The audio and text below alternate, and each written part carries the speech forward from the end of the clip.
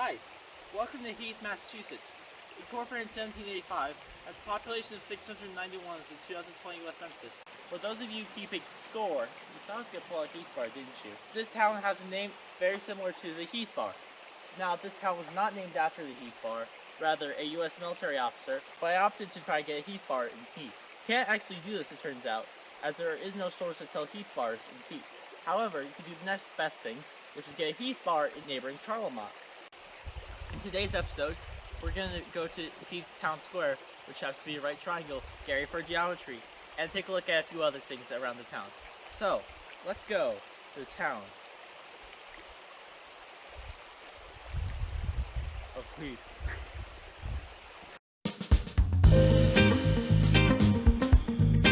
Welcome to Heath Town Center. As you can see, there are a lot of things here, and so we're going to try to explain it all.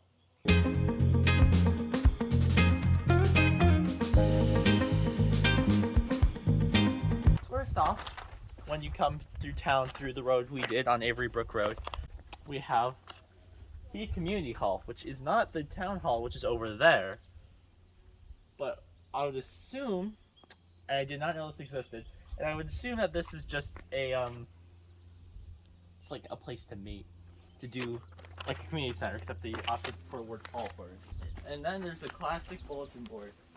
You've got tax. Oh, this is literally everyone's tax overview, I think. They have a good thing, and then you have tax.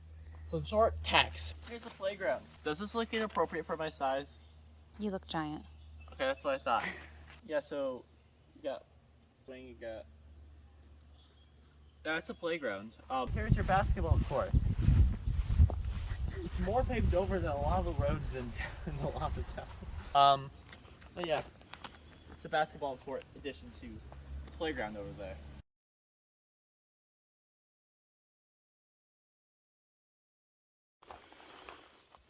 Alright, here we are at the Veterans Memorial. They did this in a very elaborate way than you see in a bunch of other towns. They actually decided to carve out on rocks like various memorials to people. Imagine this rock was part of the original one.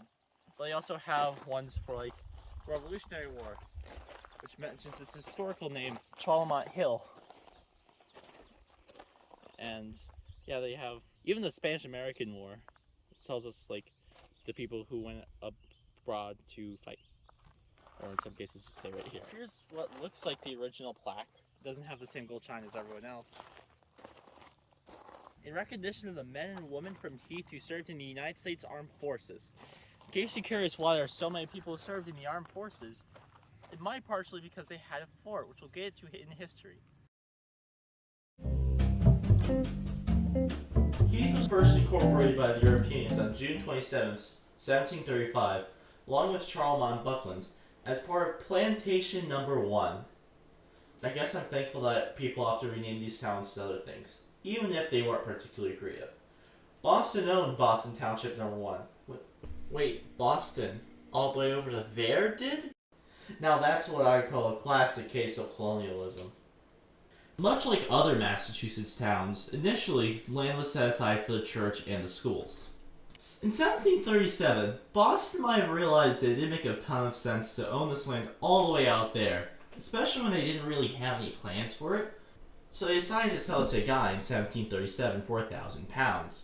Boston probably got a decent bit of money with this deal. It was sold to two guys shortly after, and by shortly after, we're talking 5 months. And in general, not much was done with this land. Until 1744. In this year, Massachusetts decided to build some forts along the frontier to protect from potential invaders. These included Fort Massachusetts in North Adams, Fort Burke in Leiden, Fort Pelham in Rowe, and important to this story, Fort Shirley in Heath. This fort lasted until 1746, when a battle occurred at the fort that resulted in the fort being abandoned in favor of Fort Massachusetts. Also during this time, Boston Plantation Number 1 was renamed to Charlemont. I'm not going to talk much more about Charlemont. Charlemont will have its own video 18 episodes from now. But the part of the town that was known as Heath was then known as Charlemont Hill. You know, these names have inspired me not to be original. I'm just going to ask ChatGPT to make random Massachusetts town names and put them in squares across the state. Massachusetts now sounds like a strip mall. Perfect. A few battles occurred here during the French-Indian War. I'll link the history book in the description if you're interested. All you need to know is that in the end, the town was captured by the other side, but the British won the war overall. On November 1st, 1752, there is a man named Deacon Joseph Wilder Jr. from Lancaster, who acquired much of the remaining unsold land in Charlemont, including the rest of Heath. Charlemont became formally incorporated to Massachusetts in 1765. Also during this time, a lot of people were migrating to Heath. They gave it its own town offices and church. The first town meeting of Heath was until 1785, where it was officially named after a captain in the Revolutionary War. This basically wraps up the history of Heath. Now back to your regularly scheduled programming. Welcome to Heath's Union Church. There's not a ton I could say about this because it isn't in the history book. By the way, no, I'm not bashing anyone living because it was written in 1885. The only thing I can really say about it is that it was built in 1833 and established in 1892 because it says so. Thanks for the history. Now on to the next thing.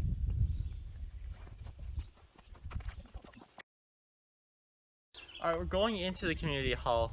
They require masks, so I put that on right now. How did we get in to go in? We managed to find someone who is actually part of the people who work for it, so we're gonna she offered to let us in, so we're going in. So I'm Susan Gruen, I'm on the Board of Health. That was our meeting that we had. We're the only town in this area that has a mask mandate that we just lifted. Oh, okay. So to be respectful of other people who may be immunocompromised, we ask people to wear a mask. Okay, There's a community hall. We share it's 150 years old. Ooh.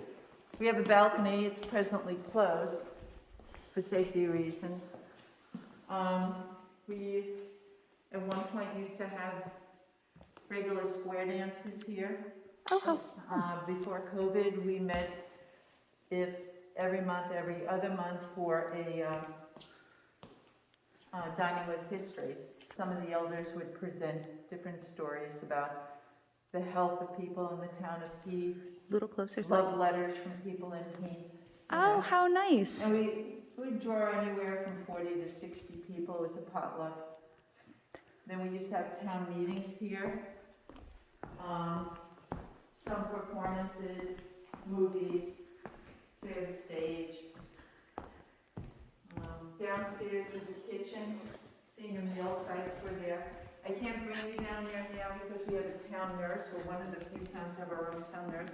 And on Tuesdays and Thursdays for free care, you can go. Oh. Get blood pressure, blood work done. I'm gonna let you skip. Basically, we're going to try to start fundraising soon to restore the windows. They're quite old. It'll be about $2,000 a window to repair. Oh, wow. Two of the windows have been semi-repaired by putting in rope pulleys. We'd like them to be changed because they're really heavy at this point. But it was a place for people from the community. Originally, I believe it was a church. It was down in Charlemont. It was moved up here 150 years ago and became the community hall. The library is Sawyer Hall, and the library used to be over here at the person's house. Let's see what else I can tell you about the town. Ronald Niebuhr is a famous theologian, and he lived down here on the left-hand side, second house. It's a stone cottage, and he was the one that wrote the Serenity Prayer, and is used by AA, and people come up to look at the church. I don't have the key to get you into the church, but it's fairly old. It's one of the oldest playing organs, so they still have services on Sundays. It's a small congregation, but they're pretty faithful at that point. That's kind of lovely. So, this is the historic district. So there's at least, 20 houses, 30 houses that are part of the historic district. Okay. And they've been raffling off quilts to raise money to keep the community hall going. So that was, this woman won this quilt, And she was so drawn by it, she gave it back to us and Well- wanted to know if we wanted to re-raffle it. She felt bad, and we were like, no, but we'll hang it, so. I was gonna say, it's a pretty- There's like 3 or 4 quilts that have gone out Yeah. at this point. Lovely. And then we have the Veterans Memorial. Well, he had- which is in yeah, there, we had so found that's that. really good. So anybody who signed up from actually living here has their name on there. There are a lot of veterans in town, but they didn't sign up in the town of Heath. Mhm. So that's about it. We're pretty active, you know, in terms of, you know, a great deal of citizens live here. There's private camp, Mohawk Estates, that's further down on the road. I'm envious of your library in Florence. And I went to school at the Hill Institute. I'm a master weaver. So Oh. Yeah, so, Chris Hamill. So we just started this month, you know, that we're going back to meetings in person. I was gonna say, you had the sign somewhere, right, that was in person only, did I just see that? That's right. Yep. Yeah, so we were the first meeting. Good. Yay! Yay, congratulations! And it was under 2 hours. Congratulations! Yeah, for sure. Heath Fair is also in Yes, August. the Heath Fair and the Fireman's Chicken Barbecue, you know, is just a really great thing. It's our hometown fair, brings in thousands of people at this point, and we very active 4-H community here, so Oh, nice. it's really great. What does Heath's Community Hall mean to you? What it means to me is a gathering of the people of Heath, and with the common feeling of the gathering and sharing of ideas and thoughts, and just open to everybody. One of our lectures next time will be immigration. Where did you come from and how did you get here? So where did your family start? I mean, there are people here who lived for decades here, and then there's some of us who came from Brooklyn and found this place. So it's just really interesting. Sawyer Hall. We weren't sure if it's open. Yeah, it is. Okay, thank you. Okay, and basically it's the post office. Yeah. And the library on the right side. All right, we're gonna be going visiting the post office and town hall. We're gonna be visiting Sawyer Hall. Thank you.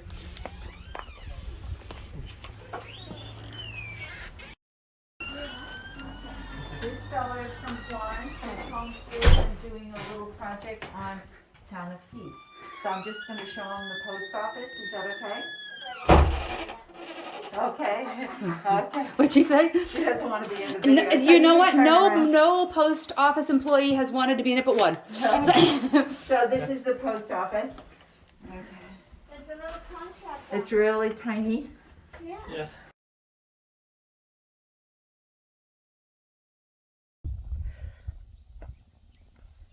Here are the intersection of Route 88 and Number 9 Road. You can either go to Vermont, or a road that heads to Vermont. This isn't the Vermont project, it's the Massachusetts project. Ooh. Welcome to one of the things that appears to be a new concept for the series. The elementary school. Yeah, this is the front of the building. It was actually, we'll just go take a look at it quickly, since we're going to go on to the playground, since there isn't as much to talk about here as there's a playground. It does appear to be a elementary school. It was built in 1995, and there's apparently a food pantry in Heath. Not sure what that is. It says that I'm being followed by bugs. Excuse me. 18th Jacob Roads, which is apparently also where the police department is. All right. Now let's go move on to the playground.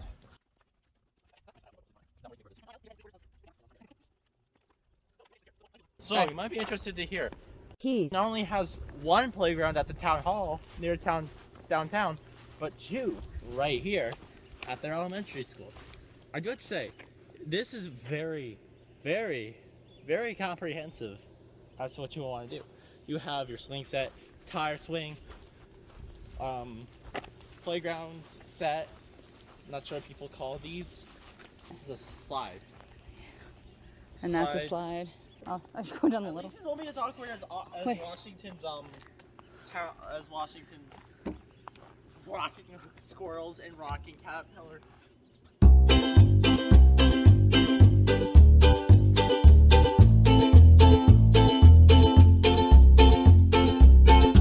They have basketball courts that are supposedly COVID tents, Outdoor classrooms. outdoor classrooms, and you have your baseball field and it's soccer combination. Welcome to North Maple Grove Cemetery, formerly known as North Cemetery in 1821. I think that's what it says. Was originally established in 1821. I don't understand the two titles. It's either I believe it's Maple Grove. Let's go take a look at it.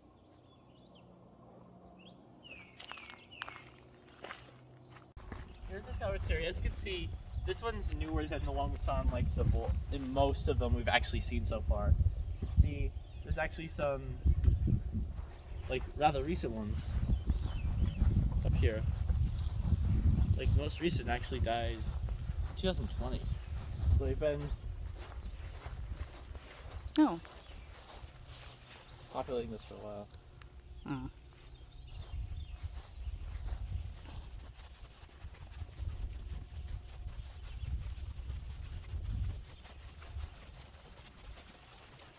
I want to see this up over here.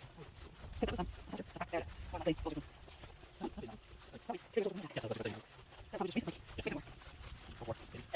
As you can see, as we get further and further back, we get to older stones, which means they've actually probably expanded this quite a bit. These ones back here are like late 19th century.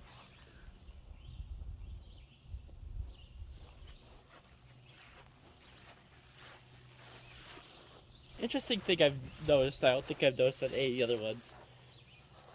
They have this little marker, which is an A&E put together. It's pronounced ash for a reason. I don't know why they're using it to note dates. Maybe post-sec could tell you a little bit more about that.